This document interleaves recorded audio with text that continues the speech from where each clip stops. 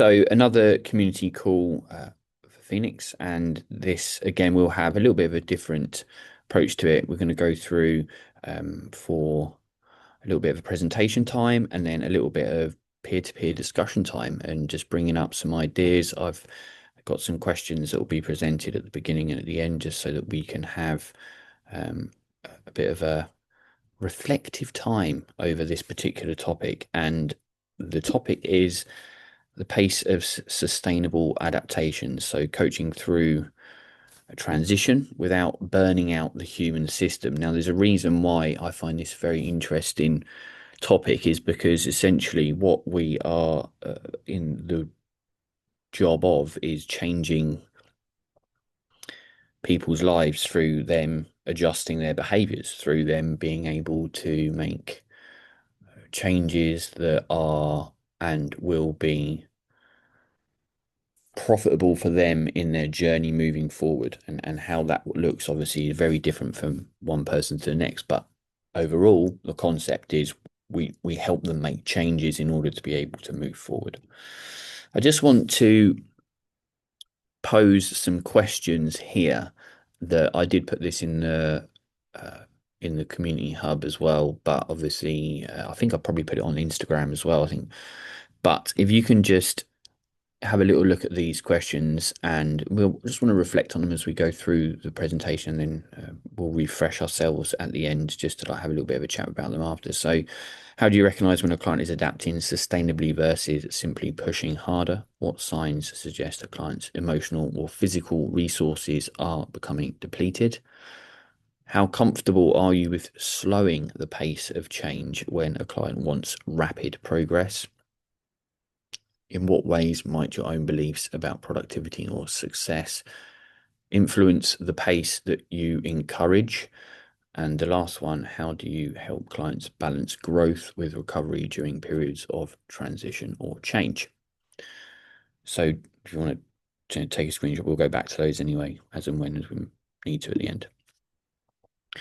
So the idea here that we see and the perception that we have of change and the intricacies of it, I'm going to just split it into essentially two angles to look at it. So external change, where something happens to an individual, situational, rapid, um, these are things that are effectively things like moving, job, relationship changes, births, deaths, marriages, all of these kind of things that happen in and around someone's life from an external perspective. Now, these are effectively imposed restructuring around someone, or in some cases, probably more when we think about work related things, more like strategic realignments. And these can be either within organizations, or they can be personal, or they can be imposed and execute quickly, or they can drag and they can be lingering around for some time. So, but the main thing around this perspective is that it's external change, and that it has and does occur, away from the person that is imposed on. Internal transition, however, this is when we have the idea around it's almost like the adaptation of it. So psychological emphasis, it has a lag time around the external change. There is often complexities that are differentiating in magnitude down to the individual, which you have to like to see how they are as they go, and it can't be rushed. And often it is about identity shifting, and it is about the curation of a new way looking forward. So just to give you a little bit of an indication here with a lovely little graph, the external change, obviously you can see that's paramount happening at the start of this particular. Now, I was talking to someone the other day around how sometimes we almost can prepare ourselves for change by internally actioning some of these things almost ahead of the external change, especially if it's an external change that we want to happen. So this isn't a fixed element. You know, you could move external change further along this wavy blue line, and you could find it happening. You know, you could have mentally let go of things, mentally moved on from things, accepting the ending before an actual change happens. But for this case, we're going to have the external change happen as an initiator, if you will. And then we see that there is almost a requirement for acceptance of the ending, for letting go, for understanding and reconciling with oneself that this change has happened and it isn't going to go back. And then after that, you see a zone where we have the opportunity to find creativity, to give space, to find the route to adjust and reorganize and to test and experiment in some cases. And this, a lot happens in this neutral zone before a new beginning or trajectory is solidified and moved forward through. And actually, this neutral zone, you know, is a part where the real meat of coaching happens, and being able to give the person the best opportunity for sustainable adaptation around change, moving into their new beginning or onwards on their coaching journey. Just to break this down into a little bit of a different perspective. So where you have the ending, it's almost like the beginning of the actual transition, but it starts with loss. It starts with quite it can be quite abrupt as well. And when you think about how things change within people's lives, it doesn't always come around in a subtle way. Sometimes it can be like hitting a brick wall, and that is something that is worth bearing in mind when someone reaches the end of something, if you are starting to coach them around that time. And then the neutral zone, as we discussed previously, and this is actually an area where, as a coach, the prioritizing the buffering around where someone has to like rush into something, or make decisions around how they're going to transition and change and adapt. So you can have a little bit of a absorb some of those. Sometimes it can be a bit panicky actions that they might want to take, and allow for that gentle and considered realignment. And we've got the new beginning, which is where the identity or the visionary of the identity is consolidated and how that's going to change, and then all the energy is put into that, and that kind of actionable tasks are made on a sustainable basis and a consistent basis. So when we think how, just a little bit of a biological nod, if you will, to how change can have a effect on an individual. So one of the biggest things that often happens is this feeling of energy depletion, so ATP depletion. So when there's a lot of change going on or something big's happened, there's a lot of additional consumption of energy that is actually used by the body in various different ways. The nervous system, it could be the physiological system, depending on how that person's feeling around change. And this tends to deplete what energy resources the individual has. The architecture. So this is interesting when we think about the prefrontal cortex, something that's quite abrupt and quite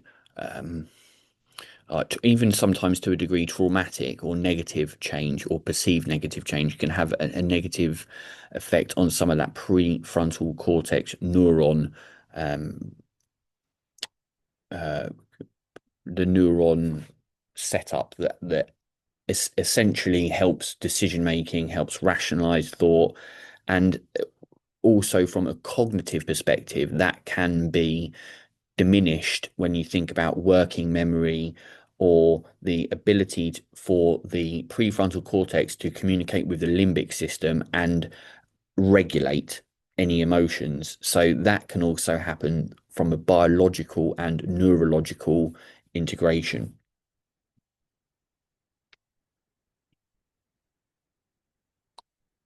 if we if we consider like the allostatic overload, so how much stress is happening, how much recovery option that there is, that can also prove to be quite negative when we think about the actual toll of change, especially when we're thinking about the uh, offset of something which is perceived as a negative change.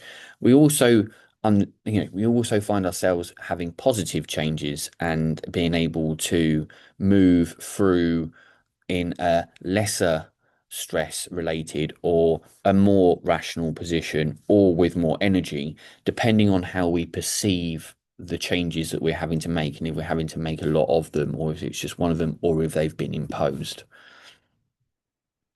And here's just like a little bit of an overview of how allostatic load can be affected when we think about the idea of repetitive changing, continuous new movements, goalposts moving all the time. So frequent repeated hits of change.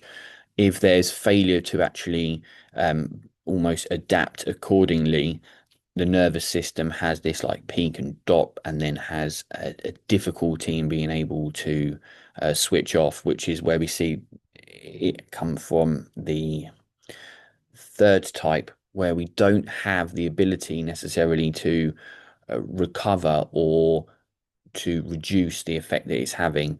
And then the inadequate response, where regulations all over the place, very staccato. So these are the different types of stress responses that can come when we have this constant change happening to us.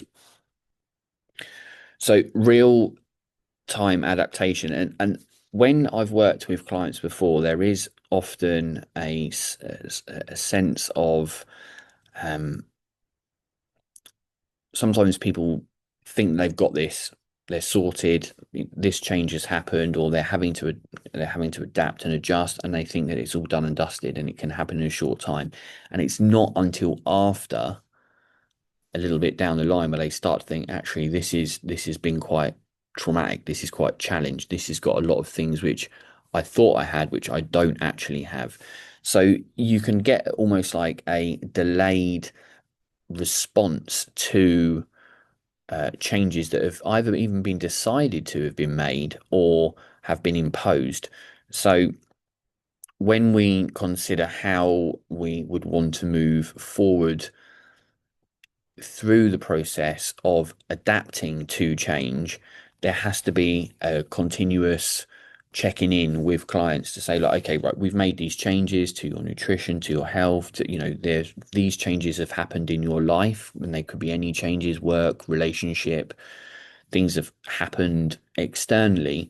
How are you actually dealing with them? How are you processing them? What kind of strategies and transitions have you got in place to allow you to move through this period of time effectively? Resources is a good conversation to have as a change happens, and then when we go into this, post response time where we start to look at actually what's happened, what resources are there, and then balancing these out. And that links quite nicely when we think about the capacity that someone has. So the adaptation happens, there's a biological response, there's a cognitive response, there's a perceptual response to the change. There's a lag time. Initially, we think, do you know what, we've got this biologically and cognitively, however, and then all of a sudden we're like, ooh, I'm not too sure actually. And this is where the balance between challenge and capacity comes in through change. And again, I will refer again and say these can be changes that has been chosen by a client or changes that can be imposed. It's still the same, because a client can make changes and then think, oh, I don't have the capacity for this. This is too great a challenge. Or, it can be external, and again, they can have the same kind of perceptual outlook on it. So being able to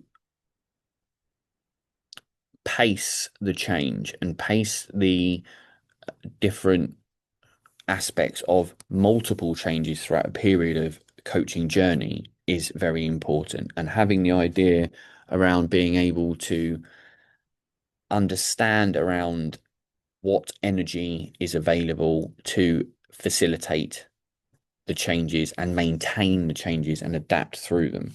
Now, where we find that the challenge becomes too great, we can normally see some sort of withdrawal or regression back to previous emotional states, or even say, for example, there are changes that a client has implemented. If they then realize the challenge is too great and the capacity is too low to adapt, they will then return back. So that's where we might see, even like the trans-theoretical model of change, which we'll come on to in a second, you might be moving them through these different stages, and actually you are potentially setting them up for a relapse. And so you don't want them to withdraw from adapting, understanding behaviors, learning, moving through that neutral zone. You don't want them to go back to this, to be like anchored into finding it difficult of the change, to come to terms with the change, or moving through that identity, and kind of having the capability of letting go. So balancing what essentially is the challenge versus the potential for that person to be able to execute the adaptation is really important. And it's something that we sometimes can ignore as coaches, or not really get a full understanding of as coaches, how much the client believes they've got within the tank to get through this phase of adaptation they need. Where you've got, and I have very, I think readiness to change is really interesting, because everyone has to have a certain level of readiness to change, but it's being able to understand where that person is and what they've got within their skill set and whatever they've got to drive them towards change. So everyone has the smallest amount, or they've got loads and in abundance and everything in between. But being able to pick up on that as a coach, and also being able to assess it accurately and pivot and adjust accordingly, is an incredibly important skill to develop. And I haven't always got it right, of course not. People, we're only humans. But when you push someone through, let's say, for example, preparation into action, and you've kind of gone through a little bit too early within that particular phase, it can be quite detrimental to a coaching relationship. Not necessarily in a really obvious way. It can be quite it can be quite subtle or covert, or even go unspoken, but it can be detrimental. So the importance, when you think about retention of the client, to give yourself the best opportunity to move them through to the end, to maintenance, getting these steps is really important. Getting them right is really important. And assessing as best you can with regards to the tools, the readiness questionnaires, you can do that. But also there's this intuitive nature of conversation and understanding that has to come through. And when we've got the understanding of how well that person is adapting through these different stages, that's when we can support them the best. So what kind of priorities should we have when we're not when we're moving people through these particular stages? Pre-contemplation, contemplation, preparation, action, and maintenance. So the three state that I know that many people listening to this call or on this call are going to absolutely have this nailed down. So this isn't really about breaking down what each phase is in any way, shape, or form, but it's actually, what do we do as coaches accurately within these particular stages? And when we think about pacing, so thinking about it from a pacing perspective, so how quickly should we resolve ambivalence with a client? What's the expectation? At what point do we begin to talk about concrete action plans and commitments, or do we just allow the ambivalence to work itself out first, or do we push a bit harder? When we have the idea of experimentation through preparation into action, what kind of experiments do we do? When do we cut the experiments? When do we bring in a new one and say, well, let's try this instead? How quickly do we do that? Do we let an experiment sit for a while and let someone try it and review it themselves and understand it themselves? So how do we move the needle along there? At what pace do we do that? And then we have the idea of how someone's in this maintenance phase. It's like, well, how hard do we push the automation on the routines? Do we allow there to be more flexibility and malleability through action and maintenance phases in order for that person not to feel overwhelmed or burnt out around being so rigid on something that they have to fulfill within their plan? So the question here isn't about moving someone through it. It's more, how quick do we do it, and how patient are we as coaches, and how do we have, and what skill set do we have in order to be able to recognize when to take the foot off the gas and just let someone sit in preparation. And bearing in mind, these are, you can have someone who is training overall health and fitness and well-being goals, and they've got different goals that are at different stages around the trans-theoretical model of change. So, it could be smoking, drinking, it could be managing self-care. All of these different sub goals could be at different points along the readiness to change. The overall goal is obviously health, well-being, and fitness that they're moving along. And they could be having several that are in action, some that are in pre-contemplation, some that are in preparation. It doesn't really matter. It could have many different goals within health, fitness, and well-being for one individual. So, a bit of a framework to think about this is pace. So when we think about how we would pause and kind of instinctively, we're there looking to push through, well, actually, let's just draw back and let's take that moment and sit with it with our clients in conversation, in session, doesn't matter, just pause and actually allow that steadiness to come into the session, and then have a sense around being able to accurately assess demands, available resources. Are there any visual biological signs that you might be able to pick up on body language? Is there any kind of like reported, so for example, if they're reporting tension across their chest, or nervousness, or any of these kind of things that they are reporting themselves, are we making an accurate assessment of them? And when we think how, especially during this neutral zone, which is through the adaptation phase, what options do we have? Are we going to do one single sustainable behavioral experiment to see if we can adapt accurately around the changes that are being decided? Or do we maybe run two? Or, this is very much, this isn't verbatim, and this is very much down to the coach's capability of understanding where this client is. Are they, and do they have, from the assessment, lots of other things going on in their life? Therefore, actually, let's just do one thing and let's just experiment with that and see if we can help them. It could be nutrition, it could be a type of approach from nutrition, it could be a different style of training, it could be, making sure that they stretch, it could be having some sort of self-care routine. It doesn't matter what it is, but if there's lots going on outside of their life, maybe we just pick one of those and we just focus on one of those, and everything else can just stay as it is. Or if someone's got not a lot going on outside of their health, fitness, and coaching that they're doing with you, then maybe we can choose one or two things to implement, or three maybe.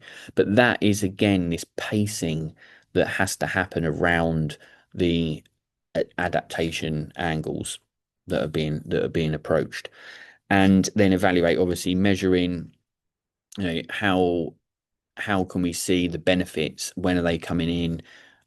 How does that support on an ongoing basis? How does that support on an immediate basis? What kind of things are going to be beneficial through the full spectrum, the full timeline. So same day benefit against next day, against next week, and then how much is that going to benefit the overall moving forward of the coaching journey. So you can look here with a little bit of a, I mean, this is almost like a slow and steady wins the race type situation. When we think about pacing for adaptation, you've got the boom and the bust situation, which puts people into like, can put people into holes. We're going to change 100 things at once, or, we need you to adapt quickly. And you can find sometimes this happens in um, operationally within corporate settings, within business. You get this kind of immediate, like, right, we need to do all these changes, we need to make all these adaptations, this new process in this department and that department, you need to talk to them. You're like the spider in the web, you've got to pull it all together. And when having worked with people that have gone through these types of kind of changes and adaptation requirements over time, it has a cost, and the cost is normally things fall down quite abruptly, or people find themselves in poor mental health states. Um, just recently been working with someone who's, lots of changes are happening, and the business that they're in has to adapt accordingly, and they are a focal point within that. And although this isn't health, fitness, and well-being, you can still see that within a client's environment where you have lots of things happening at once and lots of pressure and lots of demands being placed, you make all these changes and then you kind of have to fall back and then look and make more changes if they haven't worked. And it can be a very, staccato um, situation with allostatic load, which is energy depleting, which has cognitive impairment. The consistent adaptation, where what we're going to change today, okay, yes, excellent, executed, that's brilliant. Okay, now what we're going to do tomorrow, what we're going to do the next day, and then you look back on it and you assess it and review it. It doesn't mean that the person's overreaching their adaptation. Think about it from a muscular point of view. You wouldn't you wouldn't like go from lifting 50 kilograms deadlift and then going and lifting 150-kilogram deadlift and then going back and just lifting 50-kilogram deadlift. You would progressively overload and adapt and then reach that kind of consistent capability of lifting. So from a psychological point of view, from a mental point of view, those approaches are often, that steadiness is the most sustainable for clients over a long period of time. It's often a good, I've used, I mean, you can use traffic light systems in a lot of things, but with this one here, you're kind of in a situation of green, we're good. So sustainable stretch, you've got, and again, this is kind of like that assessment part of the PACE model. It's like, well, what's come up when we've assessed? We've come up with green, brilliant. We're in a good place here. The client's on board. We've got a good, clear runway ahead of us. Let's push on. Let's make some adaptive changes in order to be able to, take off and fly the journey of change. Whereas if it's amber and we're in a situation where certain things are starting to creep in, and just this morning I was working with someone there where there was poor sleep. I know it's been very warm recently, but it was poor sleep. They were finding it quite. They were being quite short with their reporting lines, which is not good for business, so and not good for like work. So there was a lot to do with like, well, okay, what can we do here? Because this is an early warning sign. What and how can we pace what we're doing and what we're implementing? And then we've got this red system overload, which is like we're in trouble here, where things are, people are shutting down, there's this disengagement, and this links quite nicely into the idea of burnout. And if you are in a situation where you feel people are overreaching and they're slipping into that, if you remember that in the burnout one, there was that overreaching, then it slipped down into like the robotic kind of disengaged but completing the task, and then there was the red, so it fits in quite nicely here. Whereas green, we're not even on that chart, but amber, you're starting to maybe see that overreaching slipping into the robotic standpoint towards burnout. So it's important that we don't see a change, we don't almost like have change with our clients and then miss pace the adaptive phase, going through the neutral zone, and actually create burnout through pushing change, which arguably is a risk factor that needs to be considered, especially if the client is misinterpreting their capacity and their challenge and overreaching themselves in a like rapid way, for rapid progress. The idea of true biological rest versus the illusion of recovery. And I think this, we can look over here and we know that when shutting down and resetting the system through these aspects on the left here, and that going, especially when you think about sleep, all of these things actually promote that deep sleep, which is and does allow for physical and psychological recovery and central nervous system recovery. Whereas if we think we're recovering when we're staying up watching TV or scrolling or any of the other aspects, it's like, well, this is going to impede how and what pace of adaptation we can implement with our clients through changes, because they're getting true biological rest. Guess what? More capacity to adapt, more capacity to change. They're not, and they're spending a lot of time with this illusionary recovery. Then we're in a situation where maybe their pace and adaptation has to be slowed because they don't have the capabilities of doing that. So it's often worth sense checking with your clients on and having this in check-ins, right? Whether it's Looms, whether it's online, whether it's in person, it doesn't matter. It's all relevant. Where are these people sitting with what they're actually getting out of true rest or what's actually just false recovery? When This is interesting, over the years I've read a lot about kind of self-compassion, but there's this moment where actually it can almost act like a backdraft where someone realizes they are not being self-compassionate, and it can almost like come over them like a tidal wave of like, I am not doing myself any favors here.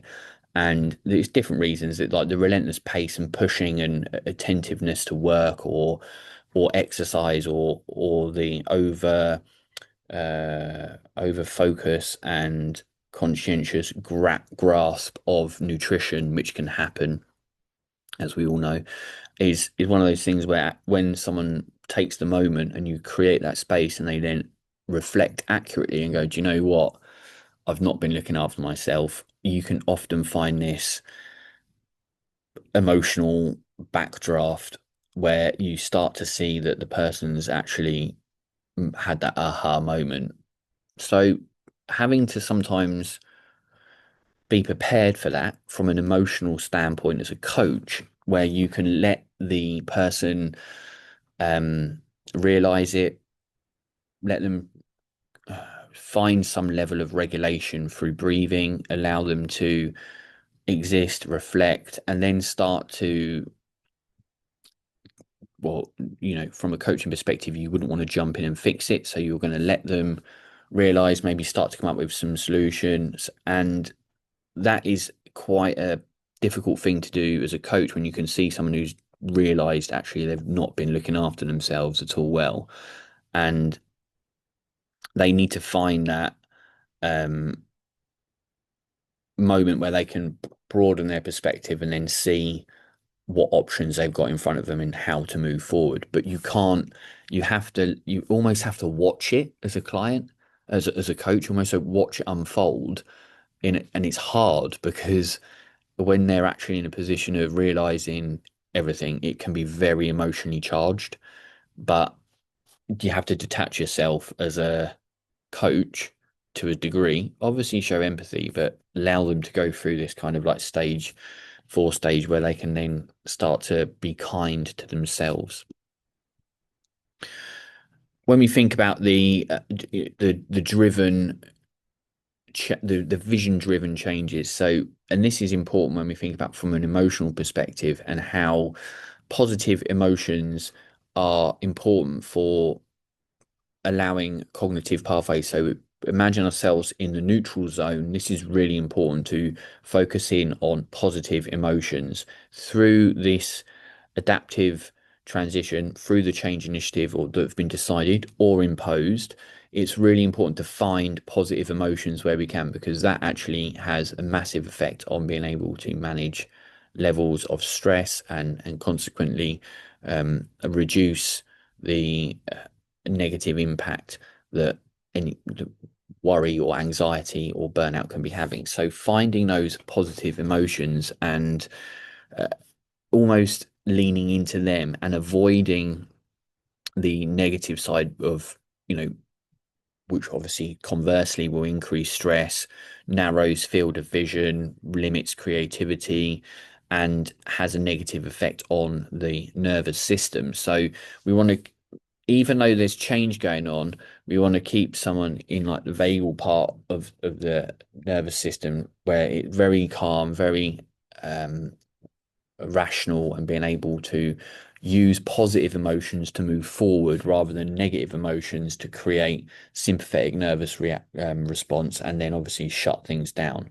So the driven change, activating positive emotional attractors, is really important to do, and having positive language, positive communication around and through the adaptation, even if things don't work out in the experiments that are in this neutral zone. It's how we communicate them, how the client communicates them to themselves in order to be able to move through accordingly.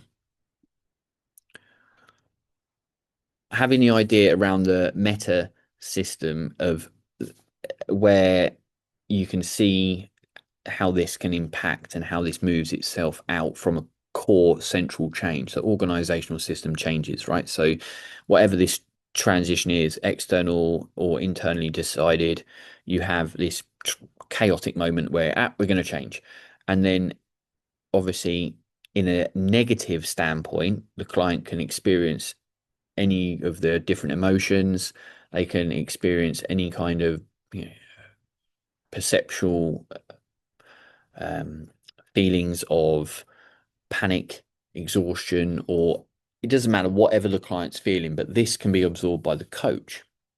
And then when we've got this dynamic of absorption or wanting to fix or coming up with loads of action plans, this dynamic here between client and coach, if it's not right, it can cause difficulty in moving through the adaptation phase and transitioning through.